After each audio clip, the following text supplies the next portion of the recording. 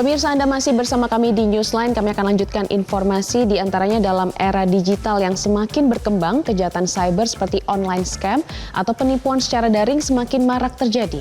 Modus penipuan ini beragam, mulai dari phishing, penipuan investasi bodong, hingga penipuan melalui e-commerce dan juga media sosial. Dan pemirsa, data terbaru menunjukkan kalau ribuan masyarakat telah menjadi korban dan mengalami kerugian finansial hingga miliaran rupiah. Penipu seringkali memanfaatkan teknologi dan kecerdikan psikologis untuk meyakinkan korban agar memberikan informasi pribadi atau mentransfer uang. Kasus penipuan daring yang semakin meningkat ini menimbulkan kekhawatiran serius tentang keamanan digital. Masyarakat perlu lebih waspada dan juga memahami bagaimana modus operandi para pelaku, serta langkah-langkah pencegahan yang dapat dilakukan untuk melindungi diri dari ancaman ini. Dan pemirsa, untuk membahas lebih dalam sebetulnya mengenai bahaya online scam dan juga bagaimana cara mengatasinya, kita akan berdialog dengan pakar keamanan siber. Ada Bapak Ruby Alamsyah sudah bergabung bersama kami saat ini. Pak Ruby, hingga saat ini trennya seperti apa sih Pak? Apa yang paling banyak dilakukan para penipu kepada masyarakat Pak untuk online scam? Ya, jadi intinya mereka itu melakukan penipuan dengan awalnya menyebarkan narasi informasi, baik itu penawaran, baik itu iming-iming terhadap investasi tertentu, mengirimkan informasi salah berupa phishing link, lalu juga mengirimkan malware atau berupa file-file APK seperti undangan dan lain-lain. Nah, utamanya mereka menargetkan penyebaran narasi penipuan yang mereka kirimkan itu diharapkan akan lebih banyak yang mengklik, akan lebih banyak yang menjadi yang tertarik kepada tawaran-tawaran mereka ataupun informasi yang mereka kirimkan tadi. Nah, sehingga di saat libur Lebaran seperti ini, di saat masyarakat lebih banyak pegang uang, lebih banyak berinteraksi untuk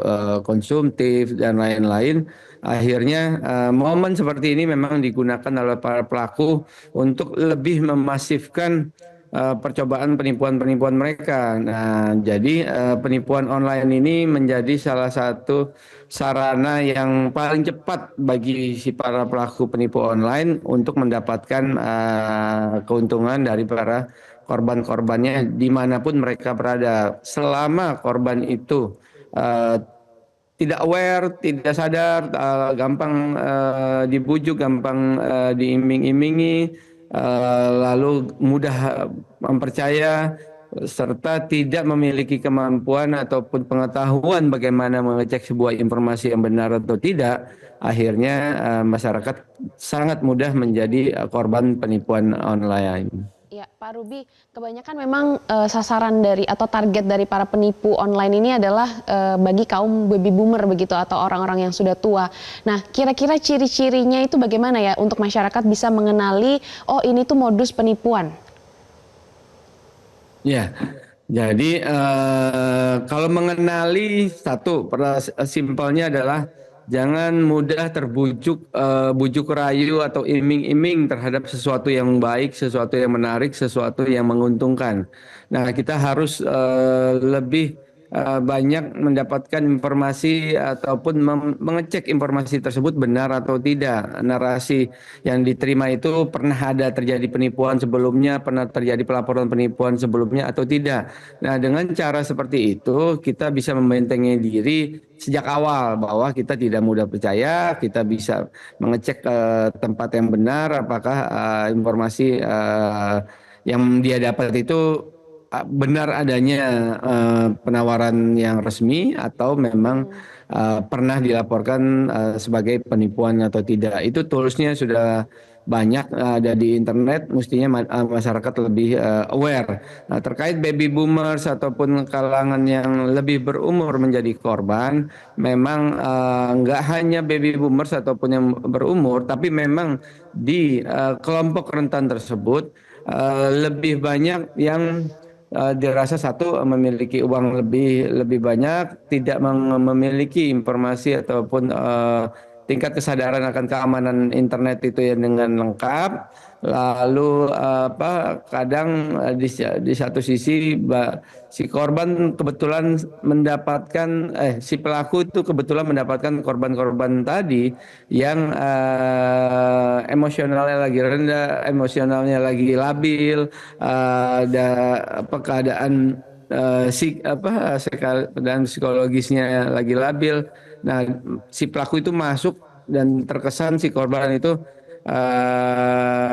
mendapatkan angin segar gitu, mendapatkan sesuatu yang menarik, akhirnya tanpa pikir panjang bisa menjadi korban penipuan online tadi. Nah, jadi nggak hanya umur saja sih, tapi utamanya faktor psikologis yang sedang dialami oleh para calon korban itu akhirnya bisa lebih mudah menjadi korban. Kenapa yang lebih mudah nggak terlalu banyak menjadi korban? Karena mereka berinteraksi di internet lebih banyak. Mereka bisa mengecek medsos, mengecek pakai tools-tools tertentu sehingga mereka lebih aware. Oh ini mah penipu nih. Oh ini penawaran too good to be true nih. Akhirnya mereka bisa menyaring. Tetapi bagi kalangan baby boomers tadi, kadang lebih banyak yang secara tidak sadar mereka lebih gampang terbujuk dan membaca iming-iming tersebut tanpa berpikir lebih panjang dan mereka tidak mengetahui cara mengecek yang benarnya bagaimana. Baik, Pak Ruby, ini artinya literasi di digital dan juga kesadaran dari masyarakat itu sendiri masih perlu ditingkatkan begitu. Bagaimana dengan sisi platform digital itu sendiri dan juga bagaimana perlindungan dari pemerintah untuk masyarakat, Pak? Terutama untuk perlindungan data, Pak. Karena sering sekali loh, saya aja Pak hari ini beberapa kali tuh dapat WA lah atau SMS lah, Pak. Ini saya udah bisa tahu nih, ini kayaknya mau nipu. Baik.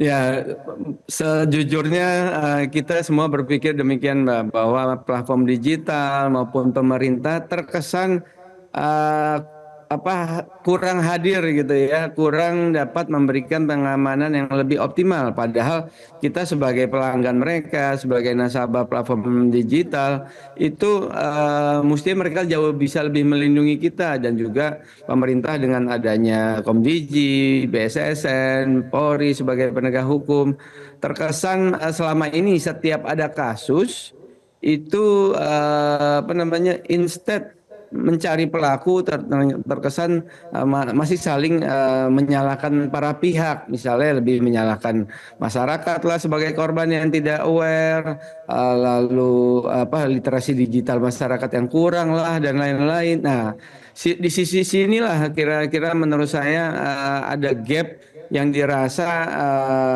dan dimanfaatkan oleh pelaku.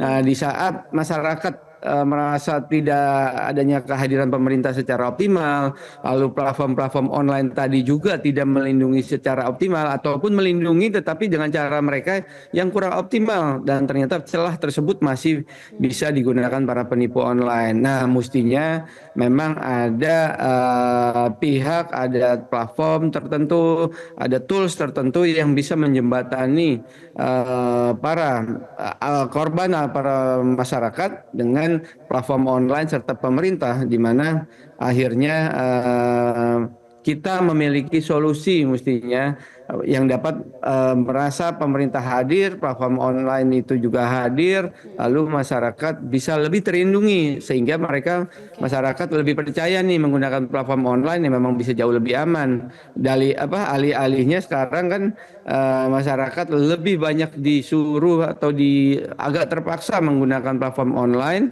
karena semuanya sudah serba digital, tetapi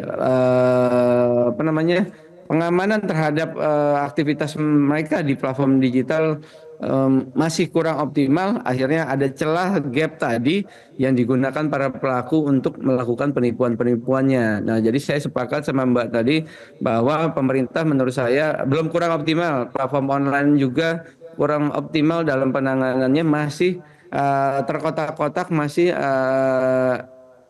egosentrisnya masih tinggi lah Mbak, sehingga gap yang ada masih dapat dimanfaatkan oleh pelaku untuk melakukan penipuan online lebih gampang. Ya, Pak Ruby, terakhir nih, kalau misalnya ada masyarakat yang sudah tertipu, nah kira-kira apa langkah selanjutnya yang harus dilakukan oleh masyarakat, misalnya melakukan pelaporan atau seperti apa? Ya, minimal yang bisa dilakukan oleh masyarakat pelaporan. Satu, kalau memang merasa mau dan berkeinginan lebih lanjut, bisa lapor ke polisi secara langsung. Kedua, kalau dirasa nggak punya waktu, kerugian tidak terlalu besar, ataupun tidak punya waktu untuk melakukan itu semua, bisa melakukan pelaporan online, baik itu di Kominfo, di BSSN, atau di Polri ada patroli siber juga, di Kominfo ada aduan Kominfo, dan juga ada platform online swasta sekarang ada IC4, Mbak, Indonesia Cybercrime Combat Center. Nah, di semua platform pelaporan tersebut itu akhirnya nanti diharapkan masyarakat bisa merasa terlayani, merasa mendapatkan masukan, mendapatkan arahan, serta diharapkan adanya penegakan hukum yang lebih optimal ataupun penangkapan pengungkapan kasus-kasus tersebut. Nah, nanti masyarakat bisa memilih mana platform pelaporan masyarakat yang lebih cocok bagi mereka, yang lebih bisa bermanfaat bagi masyarakat. Oke, baik. Terima kasih Pak Ruby sudah memberikan insight-nya. Apalagi ini udah menjelang Lebaran ya Pak. Biasanya tren dari online scam ini semakin tinggi. Terima kasih Pak Ruby Alamsyah, pakar keamanan siber, sudah bergabung bersama kami di Newsline. Jelajahi cara baru mendapatkan informasi. Download Metro TV Extend sekarang.